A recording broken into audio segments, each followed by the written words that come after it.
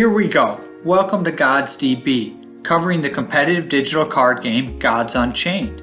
Today, we're covering the top 6 common and rare neutral cards in the Gods Unchained beta. A quick explainer for those of you who are new to Gods Unchained. In this game, there are 6 gods to choose from for building a deck of 30 cards. Those gods are the gods of war, death, nature, light, deception, and magic. Some cards are available to all gods. Those are called neutral cards. That's our focus here, on neutral cards that players can use in decks for every god. These are the baseline of a collection because they can be used in all sorts of decks. Also, cards can be common, rare, epic, or legendary. Now you can have 2 of each card in a deck except for only 1 of each legendary. We are focused here on only the best common and rare cards. We focus on these because there are more common and rare cards in supply, and they should be more widely available to players than epics and legendaries. Now this is a great video for players just starting out, with a smaller collection or a lower budget, because these cards are solid performers, can be used in all sorts of decks, and for every god. These cards are going to be used by players no matter what type of deck they are building.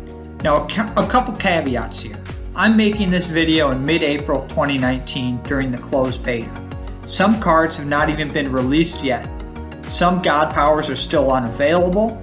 Cards are subject to change in the next 6 months or so, and some game mechanics might even change. My top 6 today might look a lot different than my top 6 later this year. Let's get into it. Number 6 is Trojan Golem, a 2/1 creature with frontline. It also has an afterlife where, when the Trojan Golem dies, the player summons a 1/1 with frontline. As you'll see with all the cards in this list, it doesn't blow you away with power, but it's the type of card that frustrates an opponent, forces suboptimal plays from your opponent due to the need to handle 2 creatures with frontline, and can result in your opponent using additional cards or more than 2 mana to address the golem. It can also briefly stabilize your board as your opponent works through the frontline. Here we show how Trojan Golem can help you stabilize your side of the board. This is a close game where we each have about the same number of cards. By playing Trojan Golem, I make it more difficult for my opponent to get at some of my other creatures. He's going to have to go through my Golem, both the original card and the frontline creature that comes out after the afterlife. That's really all there is to Trojan Golem. Helpful, but not incredibly powerful.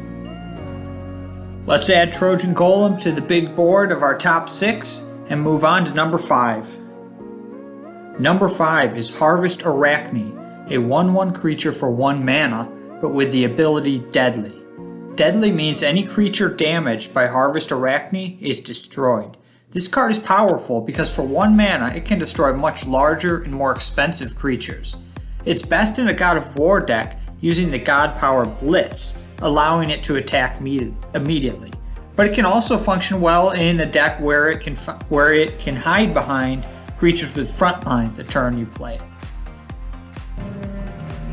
Here our opponent has a 7/5 creature that costs 5 mana, so a large creature. We have a Harvest Arachne, a 1/1 for 1. This displays the skill and power of the card. We're going to use our 1/1 creature to take out the 7/5.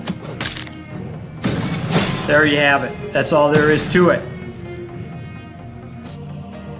Now here's the Harvest Arachne using the God Power Blitz. Normally it could not attack the turn it's played, but with the Blitz God Power from the God of War, it can. So we're going to take out the 4/5 using our 1/1.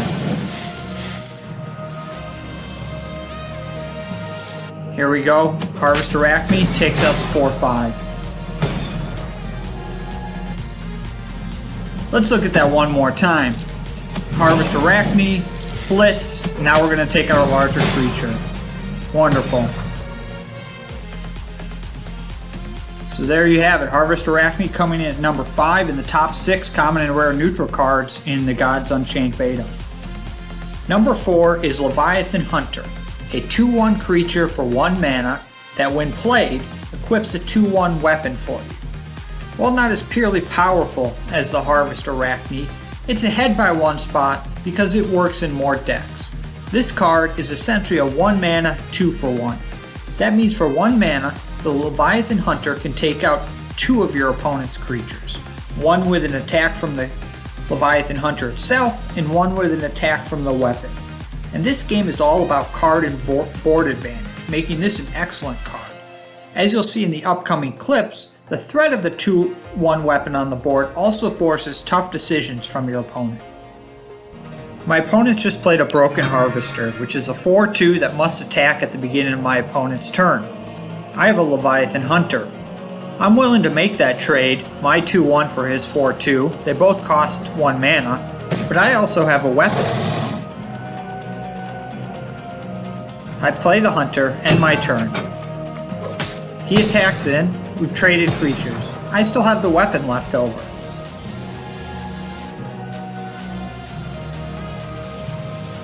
Next, you'll see my opponent plays another Broken Harvester, again a 4/2.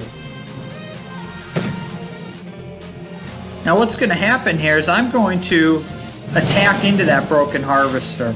And this clip perfectly illustrates what Leviathan Hunter does. My 1 Leviathan Hunter,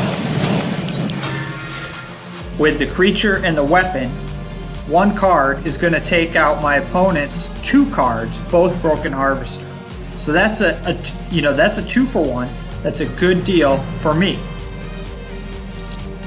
I'll attack into the Broken Harvester.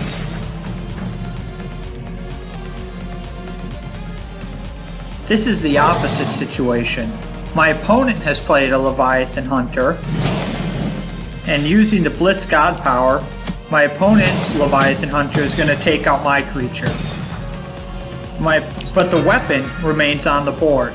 Unfortunately, that weapon can take out either my Broken Harvester or my Harvest Arachne.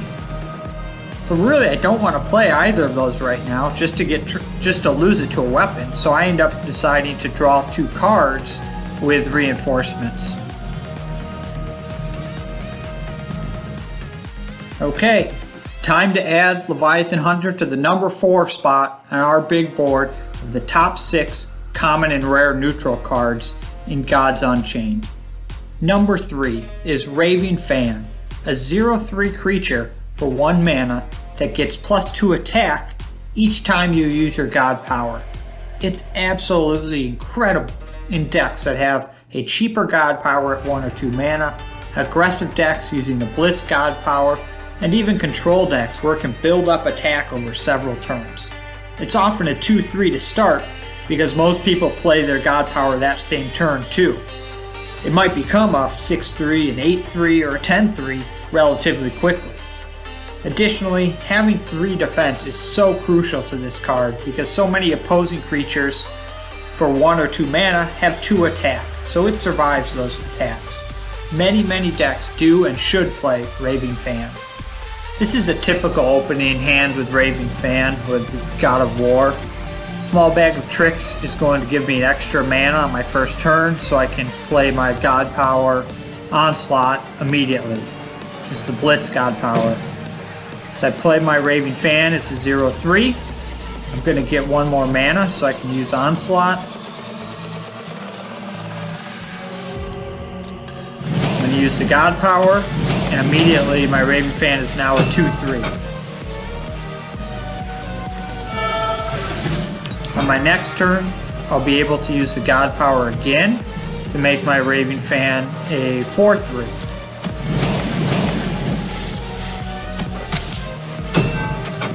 That's really how it works.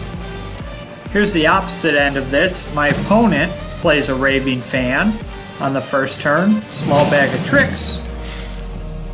Uses Blitz. And my opponent now has a 2/3. Now I have a problem because my only creature is a 2/2.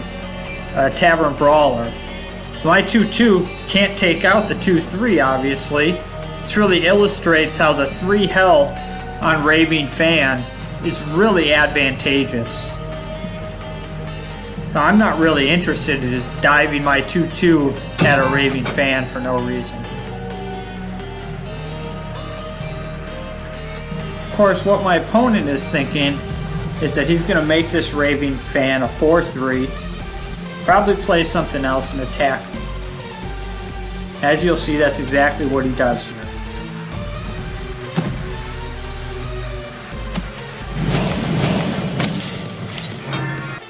Time to move Raving Fan onto the big board of the top 6 common and rare neutral cards in Gods Unchained. Raving Fan comes in at the number 3 slot. Number 2 is the Portable Fortress. So pretentious, like people who attended the Ohio State University with putting the or the in front of its name. The Portable Fortress is a 0/10 creature for 2 mana with frontline that cannot attack. 10 health is a lot of health to chew through. It protects your other creatures and your god for a long time. With 0 attack, it's not a very interesting card. But when combined with all sorts of cards that give plus attack and even more health, it becomes a monstrosity, preventing any damage to your creatures and your god. I've had several games turn into Portable Fortress battles, on which player can take out the other player's Portable Fortress first. It's ridiculous. Now this ranking may not stand the test of time.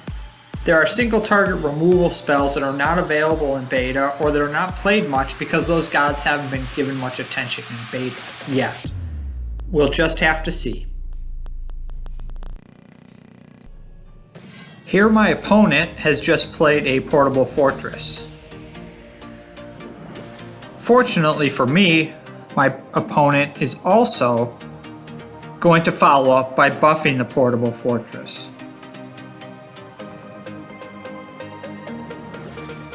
Here it comes.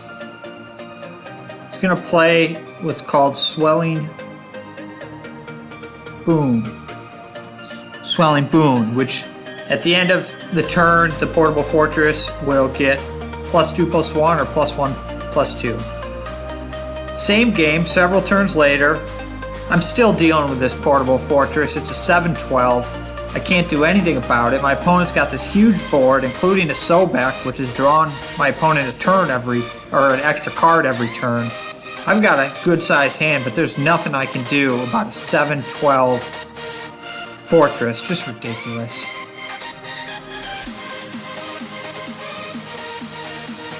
Now in this game, I am going to play a Portable Fortress and build up my side of the board. So I play the Fortress. Now several turns later, I've built up a sizable board. And I have a card, Firewine, which gives all of my creatures +3 attack until end of turn. My opponent really needs to get through this Fortress and get at my cards. At the other cards on the board. That's not what he does, though. He goes into the Fortress here. He really should probably go into the Trojan Golem. But I've now built up this huge board. I've got my Fortress has done its job. I'm going to play Firewine. Going to get a good sized buff on all these creatures. And now I'm going in for the kill. Really effective use of Fortress to build up your side of the board. Alright, here's one more. This is a relatively simple setup. I'm going to play a Fortress here, and I'm using it to protect a lone Naturalist. And the Naturalist, it draws a card at the end of my turn, every turn. I also am going to buff my Fortress with some health and attack each turn. This just shows my opponent really needs to get through this Fortress in order to get at the Naturalist, otherwise I'm going to build up a huge amount of card advantage here.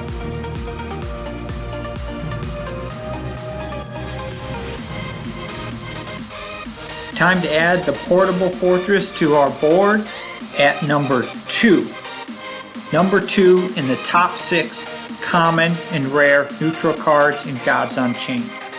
Now the reason Portable Fortress isn't number 1 is a few things. It needs to be part of a larger setup to be effective. It should realistically be buffed in some way so that it has some attack, making it a little more threatening. and it's highly vulnerable to single target removal. It's also something that God of Light decks can steal with a card called Light's Levy, which, if they steal it after you buff it, is just absolutely devastating to your game. Okay, this is the moment. What is the number one common and rare neutral card in the Gods Unchained beta? Here we go. Number one is a Maniac, Dark Maniac.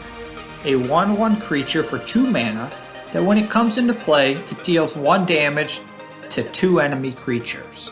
You may select the same creature twice. This card should be played in almost every deck. It's versatile. It's essentially 2 damage for 2 mana, which is a decent deal on its own.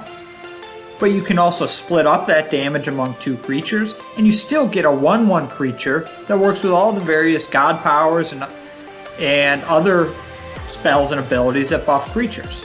Gods Unchained has a lot more creature buffing than most other games, especially given some of the god powers. I have won and lost many games due to a well-placed Dark Maniac late game or a disastrous tempo loss from an early game Dark Maniac. Sure, maybe it's not as ridiculous as Portable Fortress at some times, but it's consistently good in nearly every deck for every god. This is a basic use of Dark Maniac. I'm going to play Dark Maniac and take out my opponent's 3/2, dealing 1 damage twice to the 3/2 creature with Frontline.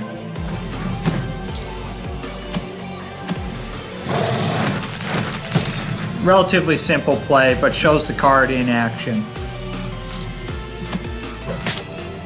Now here my opponent has a 5/1 with flank and a 1/1 creature that gives burn to creatures it damages. This is a perfect situation for Dark Maniac. It's going to go to town on both the opponent's creatures, take them both out.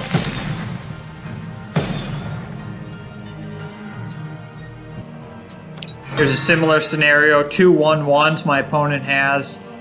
Once again, a perfect scenario for Dark Maniac. This is where Dark Maniac is best, taking out 2 creatures and leaving itself behind.